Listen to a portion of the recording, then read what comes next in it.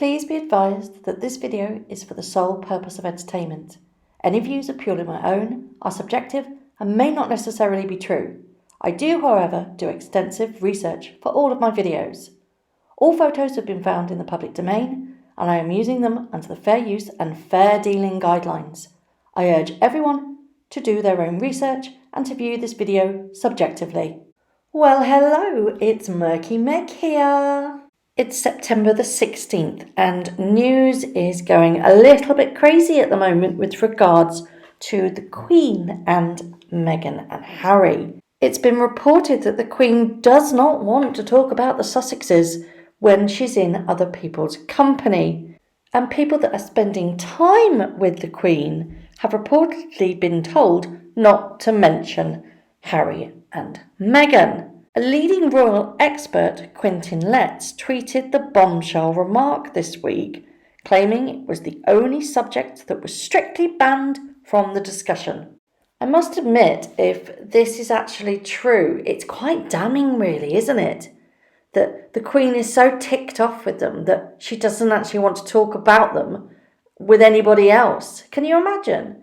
She's just so angry with her grandson and his deplorable wife. She just doesn't want to talk about them. And you know what? I don't blame her. So it seems the Queen may have had enough of both of them. But what can she do, though, actually? If they won't listen to any advice that's been heeded to them, Harry needs to respect his family or go and make his own way.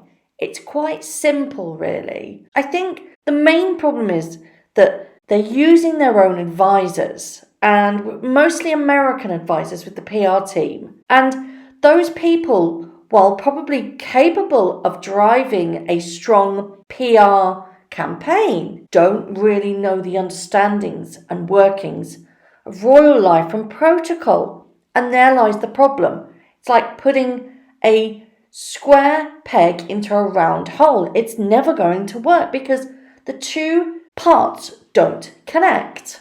But what I can't understand is that Harry should know all of this. He was born and raised a royal.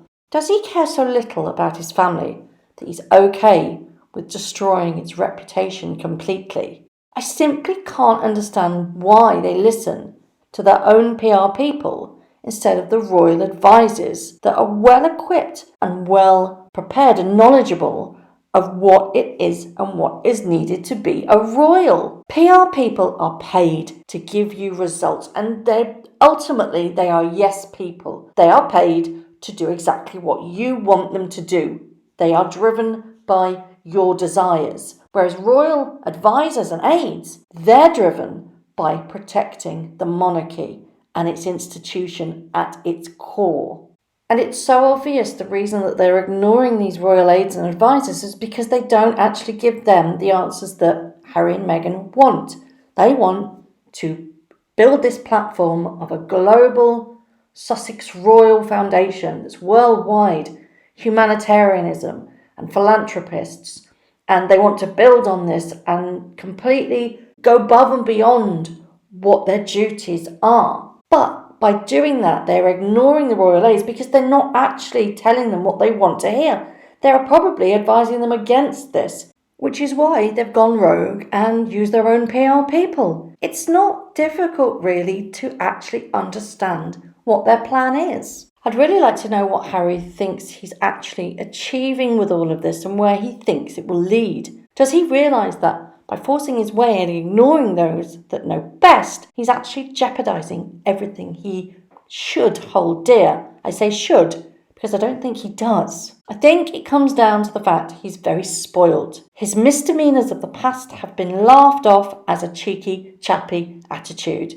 He's been given a free pass year after year and time after time because we all remember that small 12-year-old little boy on that fateful day. Everybody, including the Queen, has spoilt him and has given him his whole heart's desires and basically covered up for the fact that he's a bit of a twat. But I think that now is the time that everybody has to forget that now. He's a man. He's married with this wife that he's chosen, and ultimately he is culpable for his own mistakes and the way that they want to live their lives. Nobody else's problem but theirs. So if they fuck up, it's their responsibility. They can't blame anybody else but them. But unfortunately, because of the way this is planning out, we, the people that don't like them, and the press are being held as villains. We are the ones that makes their life hell. And quite frankly, they are grown adults, and they should really put their big boy and girl pants on, grow up, and face the music.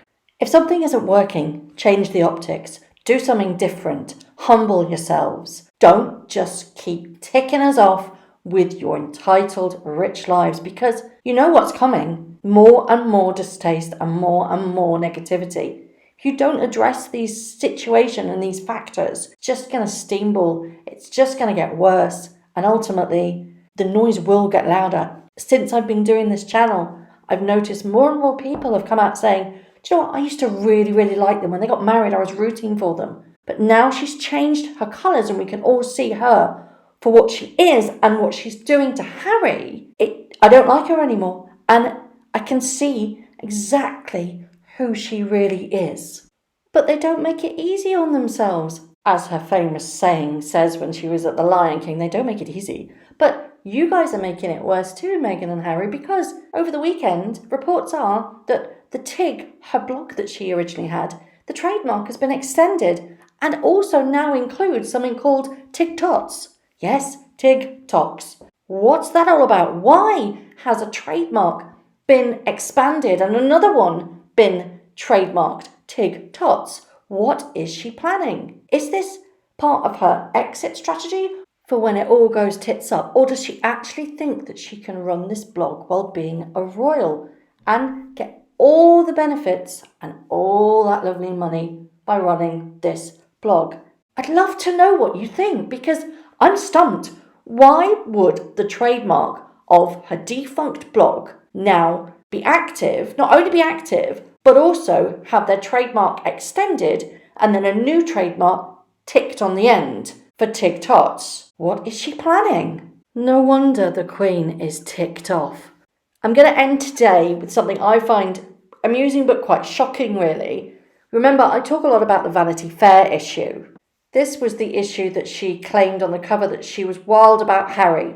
This was after that infamous announcement from Harry that the press need to leave her alone. But somebody has dug up a newspaper cover from when Harry was born, and it shows Diana wild about Harry. Surely this has to be a coincidence, and I know I've said previously that I don't believe in coincidences, but if this wasn't a coincidence, it means that she's a humongous bunny boiler. So what do you all think of the Queen being well and truly ticked off? She doesn't want to talk about the hapless two. And also, what do you think of the TIG tots and the extension of the trademark for the TIG? Do you think she's planning something?